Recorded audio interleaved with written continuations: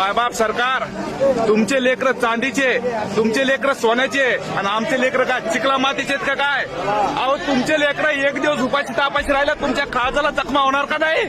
आमचे लेकर उपाशी तापाशी राहायला लागले मायबाप सरकार इथं आमचे लेकर महाराजात का तुम्हाला? आमचे लेकर इथं पाण्याची व्यवस्था नाही, संडास बाथरूमची व्यवस्था नाही, तुम्ही स्टॉल बंद केलं जेवायचे का?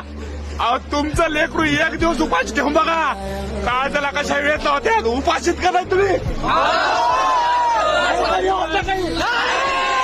अहो तुमचं लेकरू उपाशी राहिल्यात तुम्हाला कळलं का असतं ते? आमचे लेकर उपाशी तापाशी मारताना तर येणाऱ्या काळात तुम्ही जिवंत फिरू शकणार नाहीत, उपाशी तुम्ही सुद्धा मारताल.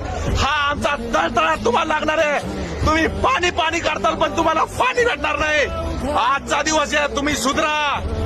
मराठ्यांना गावाकडून गाव खेड्यातून आलेल्या मराठ्यांना फाटके तुकडे आहेत, चपला नाहीत, वाकडे तिकडे राहतात, परंतु ते पोलीस प्रशासनाला कसल्याही प्रकारचा त्रास देत नाहीत आणि तुम्ही सुद्धा त्यांना त्रास देऊ नका. त्यांची तात्काळ व्यवस्था करा, त्यांची राहण्याची व्यवस्था, जेवणाची व्यवस्था, संडास बाथरूमची पाण्याची व्यवस्था करा.